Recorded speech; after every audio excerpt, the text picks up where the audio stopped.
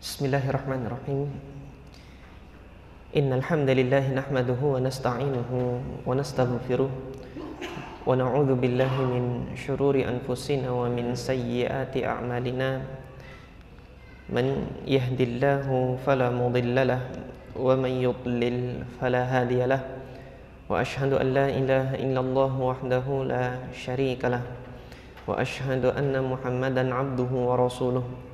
Allahumma salli wa sallim wa barik ala Muhammadin wa ala alihi wa ashabihi wa man ihtada bihadihi wastanna bisunnatihi ila yaumiddin, amma ba'd. Alhamdulillah, jamaah yang dirahmati oleh Allah Subhanahu wa taala, melanjutkan pengajian ulumul hadis kita yang kita ambil atau kita sadur dari kitab ulumul hadisnya Al-Imam Ibnu Salah rahimahullah. Masih pada ma'rifah sifati man tuqbal riwayatuhu, pengetahuan tentang sifat-sifat perawi yang diterima riwayatnya. Pada pertemuan sebelumnya kita telah mempelajari bahwasanya seorang perawi yang diterima riwayatnya harus terpenuhi dua syarat utama, yaitu adalah dan dhabt. Adalah ini terkait dari sisi ketakwaan perawi tersebut, dan dhabt itu adalah sisi kemampuan seorang perawi dalam menjaga periwayatan yang dia riwayatkan itu. Ketika ia menjaga riwayatnya itu dengan hafalan, maka jenis dhabtnya itu dinamakan dhabt sadr. Ketika ia menjaga riwayatnya itu dengan catatan, maka dhabtnya disebut dengan dhabtul kitab. Nah, malam hari ini kita akan mempelajari perawi yang majhul. Nah, perawi yang majhul ini secara singkat adalah seorang perawi yang dia tidak diketahui apakah adil atau dhabt gitu. Kenapa? Sebab dia nggak bisa diketahui, ada banyak sebab nantinya. Maka sebelum kita mengkaji lebih lanjut tentang perawi yang majhul ini, kita simak terlebih dahulu penuturan Al-Imam Ibnu Salah rahimahullah ketika beliau mengatakan as-saminatu, uraian yang ke-8. Jadi di dalam bab sifat man tuqbal riwayatuhu, ya ini pasal yang ke-8 atau uraian yang ke-8, fi riwayatil majhul, tentang periwayatan perawi-perawi yang majhul. Wa huwa fi gharadina hahuna aqsam. Nah, dalam pembahasan kita ada beberapa kategori. Kategorinya ini 3. Nanti akan kita lihat bahwasanya Al-Hafidz Ibnu Salah rahimahullah membagi perawi majhul itu menjadi tiga jenis. Nah, ini saya kutip secara ringkas dari kitab ulumul hadisnya Ibnu Salah. Jadi tidak secara menyeluruh saya kutip di sini. Jadi kata Al-Hafidz Ibnu Salah, kata Al-Imam Ibnu Salah, yang pertama itu jenis perawi majhul yang pertama itu adalah al-majhulul adalah, perawi yang tidak diketahui adalahnya. Artinya sisi ketakwaannya tidak diketahui, min haitsu dzahir wal batin, baik itu yang nampak maupun yang tersembunyi. Nah, ini susah untuk diketahui adalah atau syarat ketakwaan seorang perawi secara zahir dan batin itu diketahui, itu suatu hal yang sulit gitu loh. Kan seorang mukmin ini melihat seseorang itu bertakwa atau tidak, itu kan dilihatnya dari zahir yang nampak. Nah, tetapi di sini ada qism atau ada kategori yang dikemukakan oleh Al-Hafidz Ibnu Salah, bahwasanya ada seorang perawi yang majhul baik secara zahir maupun batin nggak diketahui. Yang nampak nggak diketahui, yang tidak nampak juga apalagi gitu kan. Yang nampaknya saja nggak diketahui dia adil atau tidak, apalagi kemudian batinnya. Kemudian jenis yang kedua al-majhulul adalah, sama gitu kan, alladzi juhilat adalatuhu al-batinah, tidak diketahui adalah keadilannya atau sisi ketakwaannya secara batin atau secara tersembunyi. Wa huwa adlun fil zahir, namun yang nampak dia adil gitu loh. Yang nampak dia adil. Wa huwa al-mastur. Inilah yang dinamakan dengan perawi mastur. Nanti perawi mastur ini sebenarnya sebelumnya sudah kita bahas dulu waktu kita membahas hadis hasan. Tapi nggak tahu antum masih ingat atau tidak. Perawi mastur ini adalah perawi majhulul hal. Artinya secara zahir dia adalah seorang mukmin yang dia jujur, memegang teguh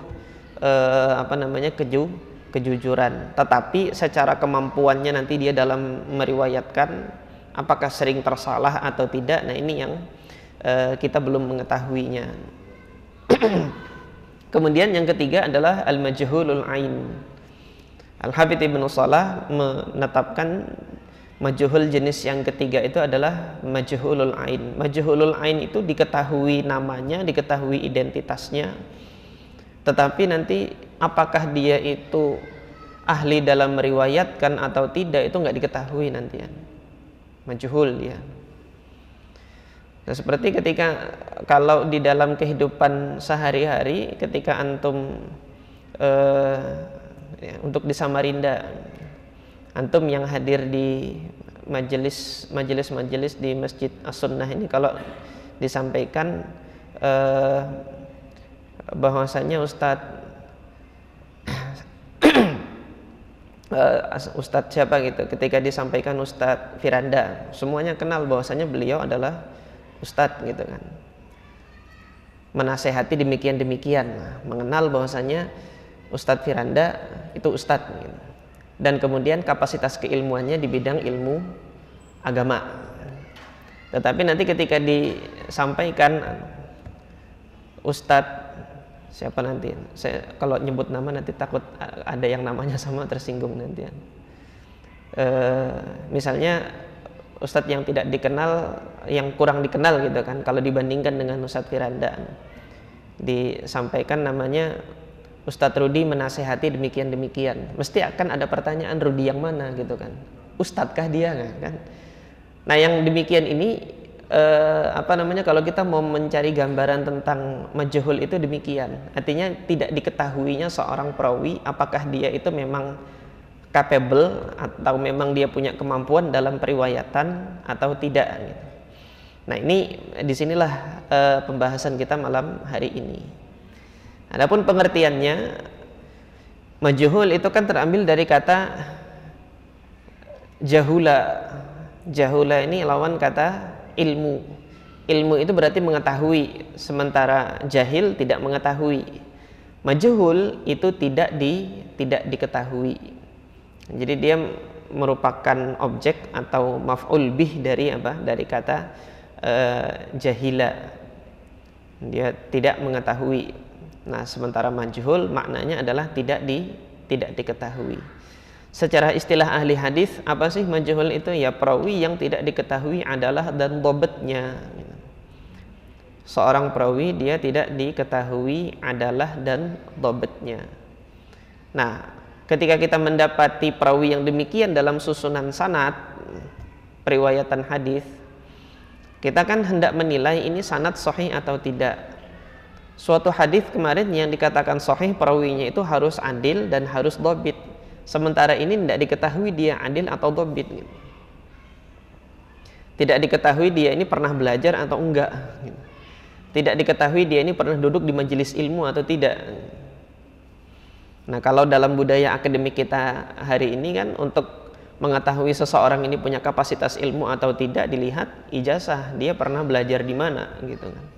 Baik itu nanti formal atau tidak formal, ada syahadah, ada semacam sertifikat bahwasanya dia punya ilmu di bidang ini gitu kan. Baik itu nanti yang formal, kalau ijazah yang formal gitu kan berarti jenjang S1, S2 atau S3.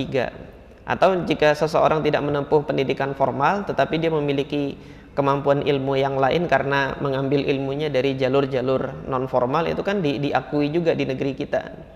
Jadi bisa dilihat di situ. Nah, perawi majhul itu nggak diketahui dia itu punya kemampuan dalam periwayatan hadis kah atau tidak gitu. Nah, itu yang jadi permasalahan. Nah, maka ini tadi menurut Al-Hafidz Ibnu Shalah, perawi majhul itu dibagi apa?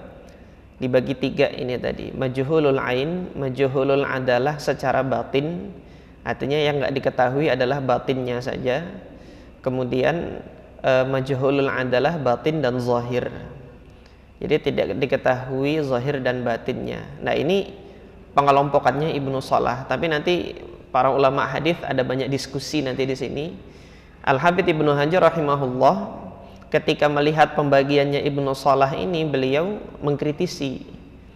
Artinya dua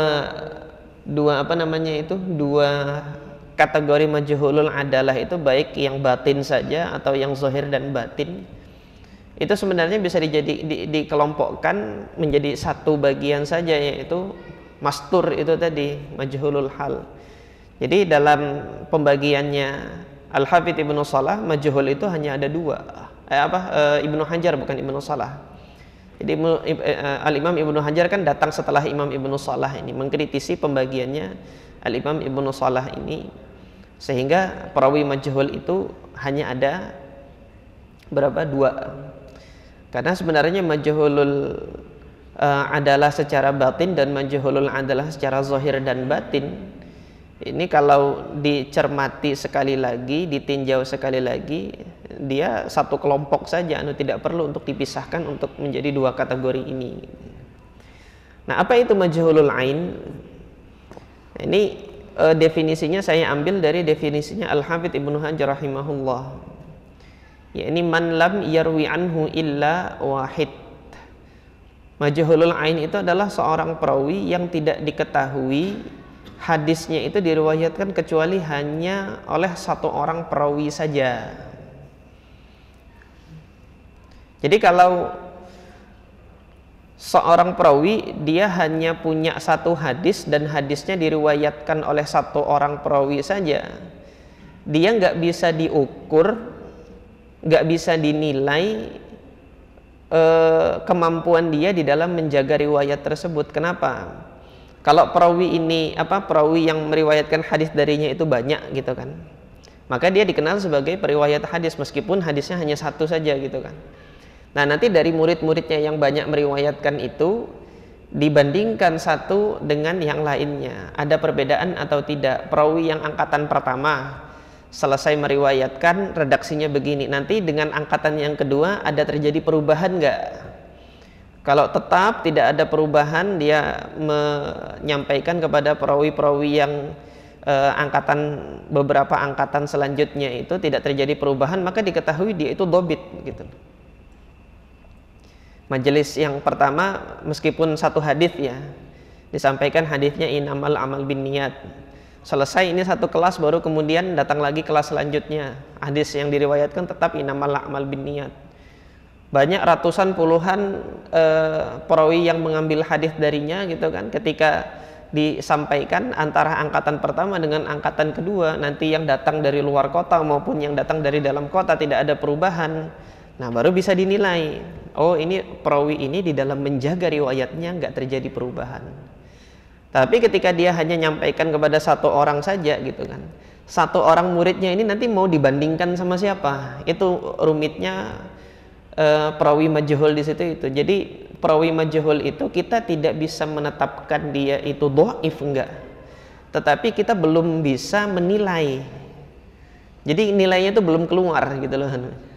Nggak bisa dilakukan penilaian apakah dia dhabit atau tidak, karena kita hanya melihat hanya ada 1 orang saja yang meriwayatkan darinya. Kemudian yang kedua, belum ada penilaian ta'dil dari seorang pun kritikus hadis. Nah, kemarin kan kita sudah mempelajari adalah dengan dhabat itu diketahui dengan apa? Yang pertama diketahui dengan tamsisul a'immah, yaitu seorang ulama memang menegaskan, bersaksi bahwasanya perawi ini thiqah. Nah, itu dilihat dari banyaknya periwayatan yang disampaikan, terjadi perubahan atau tidak, baru kemudian diberikan penilaian. Nah, ini ketika tidak ada penilaian ta'dil itu kan dari seorang kritikus hadis, disinilah kemudian seorang perawi majhul itu majhulul ain itu belum bisa diberikan penilaian kepadanya, sehingga statusnya itu masih terhenti atau tawakuf, ngambang. Adapun majhulul adalah ini tadi yang oleh Al-Hafidz Ibnu Shalah itu yang sebelah kiri tadi. Jadi kan ada dua, yang zahir dan batin, dan kemudian secara batin saja. Oleh Al-Hafidz Ibnu Hajar ini dikelompokkan jadi satu kelompok saja, majhulul hal namanya. Yang mana kemudian majhulul hal, Al-Hafidz Ibnu Hajar rahimahullah itu kemudian mendefinisikan seperti ini: seorang perawi yang tidak diketahui hadisnya kecuali hanya dari dua orang perawi atau lebih, ditambahkan, ini mungkin nanti ditambahkan, dua atau lebih, tetapi belum ada penilaian ta'dil, walam yuwathaq, belum ada penilaian ta'dil dari seorang kritikus hadis pun. Nah, jadi perbedaannya majhulul hal dengan majhulul ain. Kalau tadi majhulul ain itu cuma satu saja muridnya, majhulul hal itu muridnya sudah dua atau lebih, tapi dua-duanya belum ada penilaian dari kritikus hadis manapun, apakah dia dhaif atau dia thiqah. Jadi belum ada penilaian. Ini yang menjadikan dia dhaif. Nah, kemudian ketika ada perawi yang majhul seperti ini ada di dalam sanad, bagaimana riwayatnya itu? Di sini terjadi khilaf di tengah-tengah para ulama. Ada para ulama yang mengatakan bahwasanya periwayatan perawi majhulul ain itu tertolak secara mutlak, ditolak, nggak bisa diterima, nggak boleh diterima. Ya, kalau dalam kehidupan sehari-hari kita kan, ketika ada open recruitment karyawan disyaratkan S1, datang dia nggak bawa ijazah S1, nggak bisa diterima. Kenapa? Majhul, dia punya ilmu atau tidak gitu kan. Meskipun mungkin dia secara batin dia punya ilmu, punya kemampuan, tetapi belum bisa dibuktikan melalui lembaran ijazah sebagai bukti bahwasanya dia punya ilmu di situ. Nah, perusahaan kan belum bisa nerima gitu kan ketika nggak ada ijazah. Nah, jadi demikian. Maka jumhur nolak, nggak bisa diterima dulu. Pendapat yang kedua, bisa diterima kalau riwayatnya jika ada seorang perawi yang meriwayatkan darinya adalah ulama hadis yang berprinsip tidak meriwayatkan kecuali dari seorang thiqah. Agak bingung ya antum ya. Jadi ini kan perawi majhul A gini kan. Dia punya murid, satu-satunya muridnya ini adalah ulama hadis yang selektif. Ulama hadis yang selektif ini dia punya prinsip tidak meriwayatkan kecuali dari seorang yang thiqah. Maka hanya dengan meriwayatkan dari seorang perawi saja itu sudah menandakan bahwasanya ini adalah sikap penilaian bahwasanya gurunya itu adalah thiqah gitu loh. Meskipun dia nggak mengucapkan ini perawi ini adalah thiqah. Jadi hanya sekedar dia meriwayatkan saja itu sudah bentuk tausik, sudah bentuk penilaian bahwasanya perawi tersebut thiqah. Artinya kalau ada yang kondisinya demikian, maka perawi majhul ini diterima riwayatnya. Contoh ulama-ulama hadis yang punya prinsip tidak meriwayatkan kecuali dari perawi yang thiqah itu Imam Malik. Jadi nanti kalau antum dapati ini ada perawi majhul, kemudian di bawahnya ngeriwayatkan Imam Malik, dan Imam Malik satu-satunya, nggak ada lagi selain perawi majhul ini kecuali Imam Malik yang ngeriwayatkan ya gitu. Kalau ada lebih dari Imam Malik yang meriwayatkan ya sudah bukan majhul lagi gitu kan, banyak dia. Hanya Imam Malik satu-satunya saja misalnya dia ngeriwayatkan dari perawi majhul, maka itu diterima riwayatnya. Karena Imam Malik punya prinsip tidak meriwayatkan dari seorang perawi kecuali perawi tersebut thiqah. Kemudian selain Imam Malik itu ada Imam Syu'bah di Basrah. Antum mendapatkan di dalam sanad ini seorang perawi dikategorikan majhul, tetapi yang setelahnya itu yang meriwayatkan Imam Syu'bah misalnya. Maka periwayatannya perawi majhul itu diterima menurut pendapat yang kedua ini tadi gitu kan. Nah dari sini sebenarnya pendapat yang kedua dengan pendapat yang pertama nggak ada perbedaan. Kenapa? Kita kembalikan kepada pengertian majhul tadi. Majhul itu kan muridnya cuma satu, terus belum dapat penilaian tausik, belum dapat penilaian ta'dil. Nah ketika ada seorang imam, ulama besar yang berprinsip tidak meriwayatkan kecuali dari seorang yang thiqah, pada saat imam tersebut meriwayatkan dari perawi majhul ini, artinya kan imam tersebut sedang memberi penilaian takdil, gitu loh. Maka terangkatlah sudah jahalahnya, sudah bukan majhul lagi. Ketika sudah bukan majhul lagi, ya diterima riwayatnya. Jadi nggak ada antara pendapat pertama dengan pendapat kedua ini sebenarnya nggak ada perbedaan. Nah nanti yang terdapat perbedaan dengan pendapat yang ketiga, ini pendapatnya Imam Ibnu Abdul Bar. Jadi kata Imam Ibnu Abdul Bar, diterima kalau perawi tersebut terkenal. Nah terkenalnya ini kan secara umum kata beliau. Ada seorang perawi majhul tapi dia terkenal dermawan. Itu dalam pandangannya Imam Ibnu Abdul Bar boleh diangkat gitu. Apa boleh diterima riwayatnya. Meskipun ketenarannya itu bukan dalam bidang ilmu. Ketenarannya itu dalam kegemarannya bersedekah misalnya gitu. Nah itu diterima riwayatnya. Menurut siapa? Menurut Imam Ibnu Abdul Bar. Nah pendapatnya Imam Ibnu Abdul Bar ini kurang kuat. Kenapa? Ketenaran itu saja belum cukup menunjukkan kalau orang tersebut punya kapasitas ilmu, gitulah. Jadi demikian, ketenaran saja gitu, belum cukup membuktikan kalau seseorang itu punya kapasitas ilmu. Jadi demikian. Maka oleh karena itu yang saya rojihkan atau yang saya pandang lebih kuat gitu adalah pendapatnya jumhur ulama, bahwasanya riwayat perawi majhulul ain itu masih tertolak selama jahalahnya itu belum terangkat, selama status majhulnya itu belum hilang. Status majhulnya itu bisa hilang kapan? Kalau nanti ada perawi yang meriwayatkan darinya itu lebih dari satu, maka jahalah ainnya hilang, terangkat dia statusnya menjadi majhulul hal, jahalah hal gitu loh. Ada 3 lagi yang meriwayatkan darinya, maka terangkat lagi sampai kemudian ketika muridnya itu banyak yang meriwayatkan darinya, sudah bukan majhul lagi. Atau dia terangkat jahalahnya, status majhulnya itu hilang kalau ada penilaian thiqah atau penilaian tad'if kepada perawi tersebut. Jahalahnya terangkat berpindah kepada status thiqah atau berpindah kepada status dhaif. Kalau nanti yang memberi penilaian dhaif, maka diketahui bahwasanya dia sudah dipastikan tidak punya adalah dan tidak punya dhabt. Tidak ada adalah, tidak ada dhabt, maka perawinya dhaif gitu kan. Atau kalau sudah dipastikan dinilai dia adil, dia dhabit, baru kemudian dia terangkat jahalahnya. Jadi sebenarnya posisinya perawi majhul ini di tengah-tengah. Jadi nggak diketahui apakah dia itu thiqah atau dhaif. Kalau bahasanya Mu'tazilah itu manzilah baina manzilatain. Jadi belum bisa dipastikan. Adapun perawi majhulul hal, ini para ulama juga berbeda pendapat.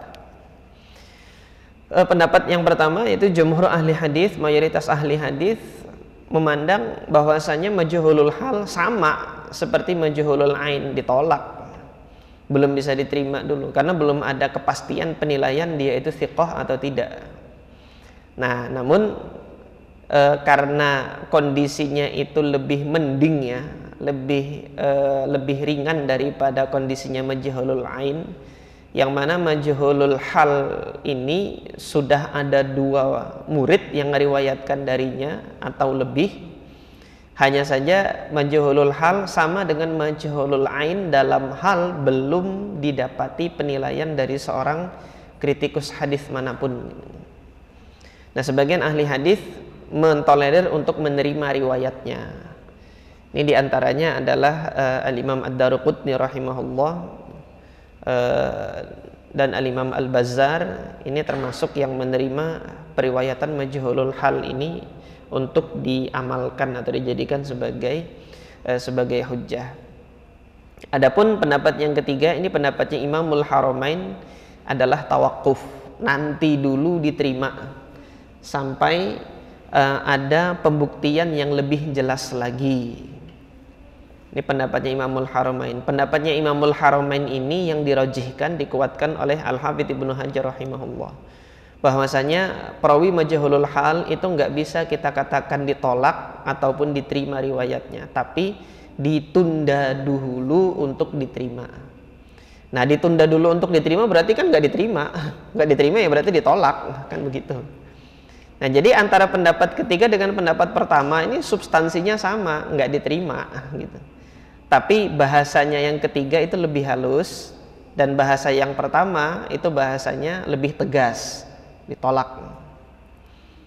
Jadi kalau misalnya dalam perusahaan kan ada calon karyawan melamar pekerjaan, perusahaan mengatakan Anda ditolak, atau perusahaan mengatakan kami belum bisa menerima Anda, itu mana yang lebih halus? Kan yang kedua. Nah, bahasanya Imamul Haramain yang kedua. Jadi tawakuf, ditunda dulu untuk diterima, belum bisa diterima. Tapi substansinya sama-sama ditolak. Nah, dari sini kemudian saya lebih cenderung bahwasanya untuk perawi yang majhulul hal ini sama dengan perawi majhulul ain, belum bisa diterima dulu riwayatnya. Itu pendapat jumhur ahli hadis. Taib. Di antara contoh hadis-hadis yang di dalamnya terdapat perawi majhul. Jadi majhul ini kan jenisnya itu banyak. Yang lebih parah daripada majhulul ain itu namanya mubham. Mubham itu nggak disebutin namanya, seperti pada riwayat ini. Riwayat yang oleh Al-Imam Abu Daud rahimahullah di dalam sunannya, qala haddatsana Muhammad bin Ismail maula Bani Hashim, qala haddatsana Utsman bin Utsman al-Ghatafani, qala haddatsana Sulaiman bin Kharrabudha, qala haddatsani syaikhun min ahlil Madinah. Jadi di dalam sanad hanya disebutkan haddatsani, telah menyampaikan hadis kepadaku, syaikhun, seorang syekh, min ahlil Madinah, dari salah seorang penduduk Madinah. Nah, ini syekh yang mana? Gitu kan banyak gitu loh. Tetapi di dalam sanad hanya disebutkan syekh saja gitu kan. Syekhnya ini ngatakan apa? Qal sami'tu Abdurrahman ibn Auf. Saya mendengar Abdurrahman ibn Auf. Nah, ini sahabat Nabinya disebutin. Yaqul, kata Abdurrahman bin Auf apa? Ammamani Rasulullah sallallahu alaihi wasallam. Rasulullah sallallahu alaihi wasallam memakaikan imamah kepadaku. Imamah itu kan amma ya'ummu, itu meliputi. Dikatakan imamah karena memang imamah itu menggulung di kepala ini. Nah, ketika Rasulullah memakaikan imamah di kepalanya Abdurrahman bin Auf, fasadalaha baina yadayya, diulurkan ujungnya itu di depan, wa min khalfi, dan dari belakang. Jadi diselendangkan melingkar di depan gini. Jadi sisi sebelahnya itu dari sebelah kanan, kemudian sisi selanjutnya itu di sebelah kiri, itu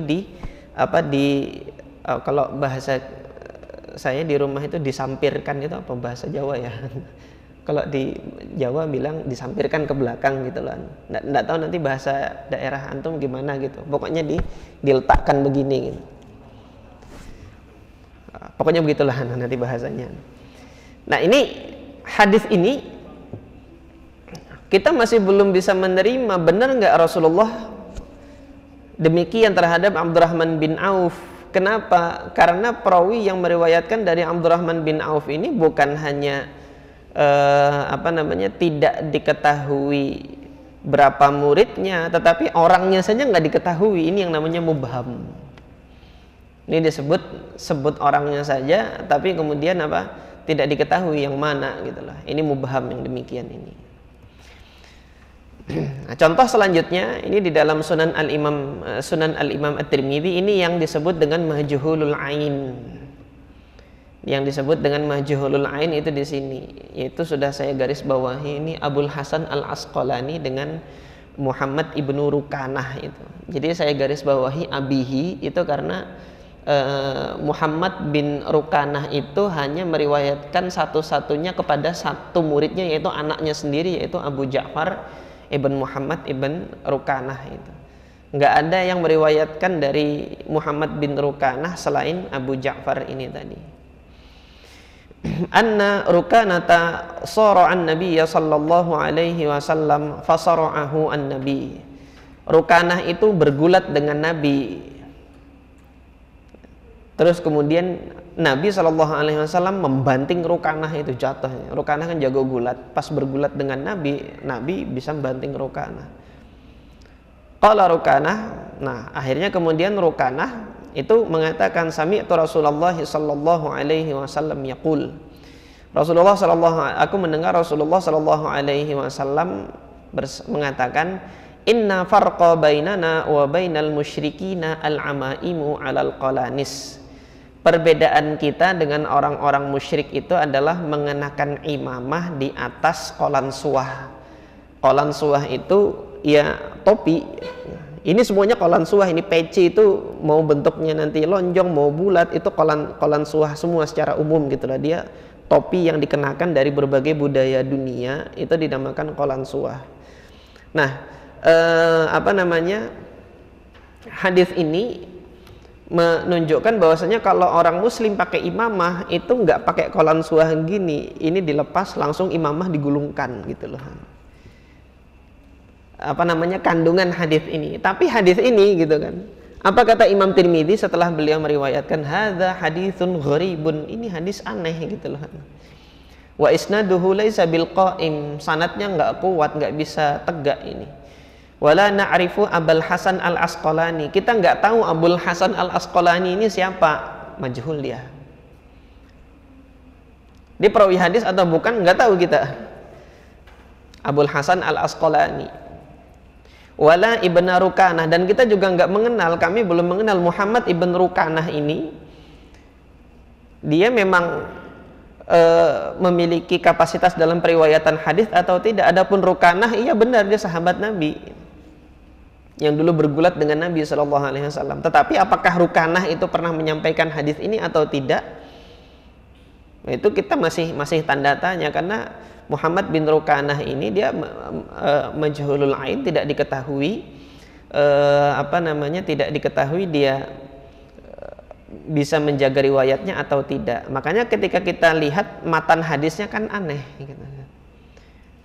Apakah perbedaan seorang muslim dengan seorang musyrik ini patokannya hanya dengan cara mengenakan pakaian saja?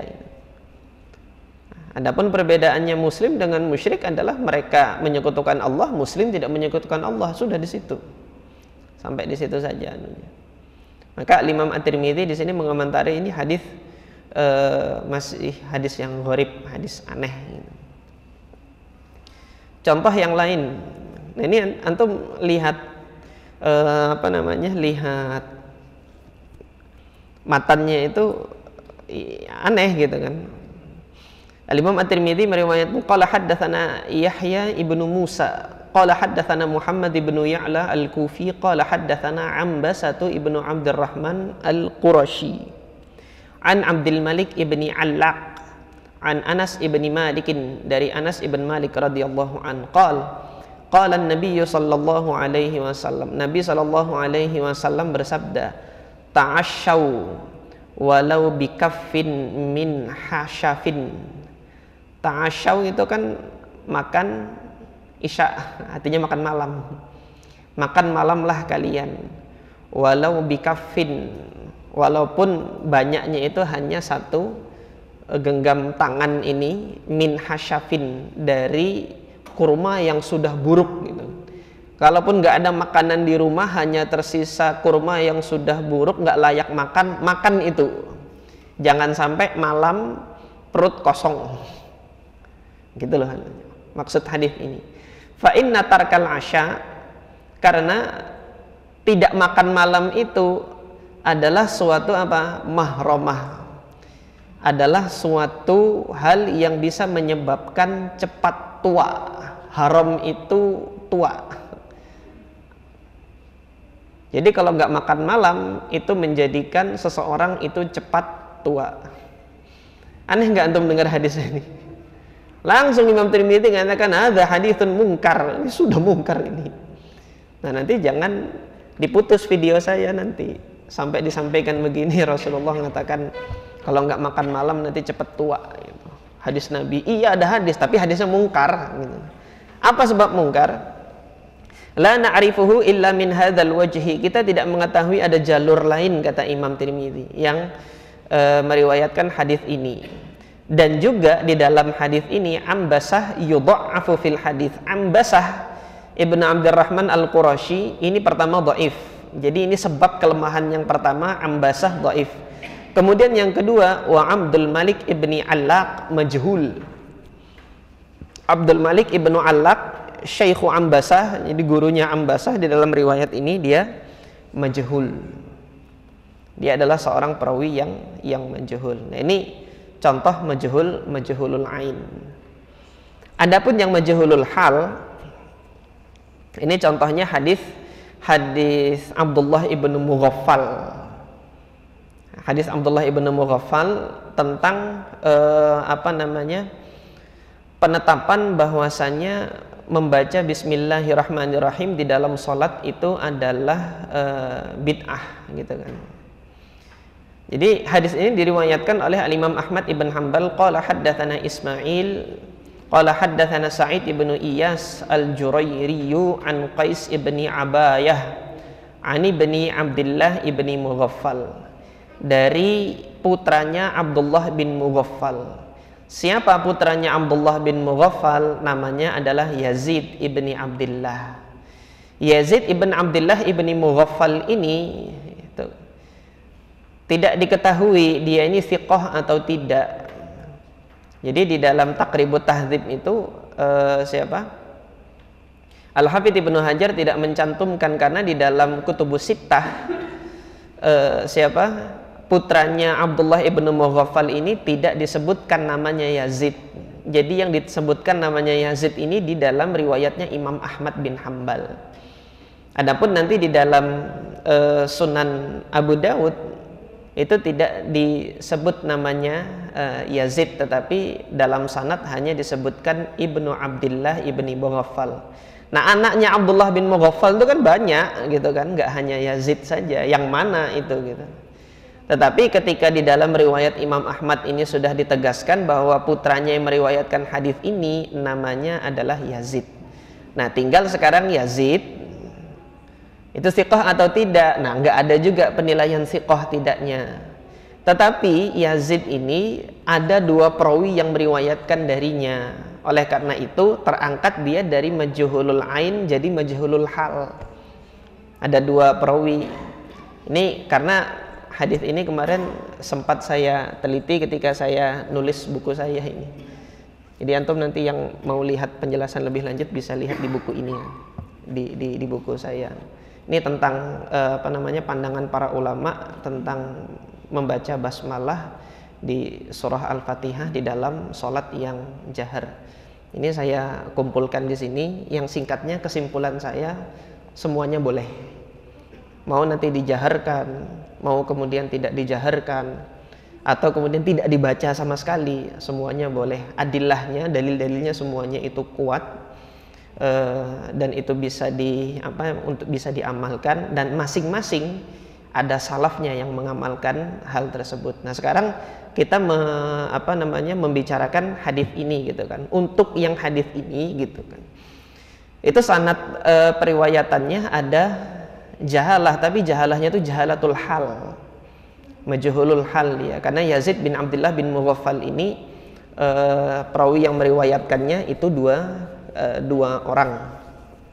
Kalau hanya satu saja maka dia majhulul ain. Apa kata Yazid ibn Abdullah? Qala sami'ani abi, ayahku mendengar diriku, wa ana aqul, aku mengucapkan Bismillahirrahmanirrahim. Faqal ay bunayya iyyak, wahai anakku, iyyaka, jangan kamu lakukan ini, jangan kamu lakukan ini gitu. Iyyaka itu kan jangan, iyyaka wa, jangan. qala walam ara ahadan min ashabi Rasulillah sallallahu alaihi wasallam kana abghadha ilaihi hadatsan fil islami minhu. Kata Yazid ini, saya belum pernah melihat sahabat Nabi yang paling membenci adanya sesuatu yang baru di dalam Islam, artinya bid'ah itu kan. Yang paling membenci suatu kebid'ahan melebihi ayahku ini, Abdullah bin Mughaffal ini. Fa inni qad shallaitu ma'a Rasulillah. Kata Abdullah bin Mughaffal, aku telah salat bersama dengan Rasulullah sallallahu alaihi wasallam, wa ma'a Abi Bakrin, juga bersama dengan Abu Bakar, wa Umar, juga bersama dengan Umar, wa ma'a Utsman, dan juga bersama dengan Utsman. Falam asma' ahadan minhum yaquluha. Aku belum pernah mendengar seorang pun dari mereka itu mengatakan bismillah itu di dalam salat. Fala taqulha, janganlah kamu mengucapkannya di dalam salat.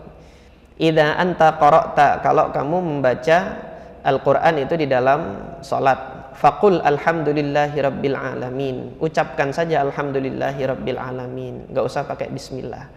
Ini Abdullah ibn Mughaffal, dan Abdullah bin Mughaffal beliau di mana menyebarkan hadisnya? Di Basrah. Oleh karena itu ikhwas sekalian, kalau antum lihat madhabnya para ulama yang tidak mengeraskan bismillah, itu madhabnya Iraqiyin. Madhabnya para ulama di Irak. Pertama Al-Imam Abu Hanifah, enggak mengeraskan basmalahnya. Kemudian Al-Imam Ahmad ibn Hanbal di Baghdad, itu di Irak, tidak mengeraskan bacaan basmalahnya. Adapun nanti ulama Mekah, itu para sahabat di Mekah seperti Abdullah ibn Zubair, kemudian siapa lagi satu di apa namanya di Mekah itu selain Abdullah ibn Zubair, yang saya ingat Abdullah ibn Abbas radhiyallahu anhuma. Abdullah bin Zubair, Abdullah ibn Abbas itu mengeraskan basmalahnya di Mekah. Kemudian apa namanya, selanjutnya tabi'in di Mekah, yaitu Al-Imam Atha ibn Abi Rabah, itu mengeraskan, tidak memandang bahwasanya mengeraskan basmalah itu suatu hal yang bid'ah. Kemudian setelah Imam Atha ibn Abi Rabah, murid beliau yaitu Al-Imam Abdul Malik ibn Abdul Aziz ibn Juraij, ini juga tidak apa namanya tidak melihat bahwasanya ada kebid'ahan dalam mengeraskan basmalah, sampai kemudian kepada murid beliau Al-Imam Muslim ibn Khalid Az-Zanji. Al-Imam Muslim ibn Khalid Az-Zanji inilah gurunya Imam Syafi'i. Maka kita dapati Al-Imam Syafi'i rahimahullah pendapatnya bahwasanya basmalah itu dikeraskan dalam salat, karena para ulama, para salaf di Mekah itu dalam 3 kurun ini semuanya sepakat, nggak ada yang menyatakan bid'ah mengeraskan basmalah. Nah, pernyataan pandangan bahwasanya mengeraskan basmalah itu bid'ah itu ada di Irak, di Basrah, dan kemudian di Kufah. Ini perbedaan pandangan fikih dari para ulama. Nah, kalau antum nanti mau baca tulisan saya kalau di jurnal ada, antum ketik aja Google gitu kan, Imam Syafi'i dan tradisi basmalah di Mekah gitu. Itu yang tulisan singkat di situ tentang genealogi atau siapa sih salaf-salafnya yang mengeraskan basmalah itu siapa saja. Tapi yang lebih lengkap di buku ini nanti kalau antum mau melihat lebih lanjut lagi.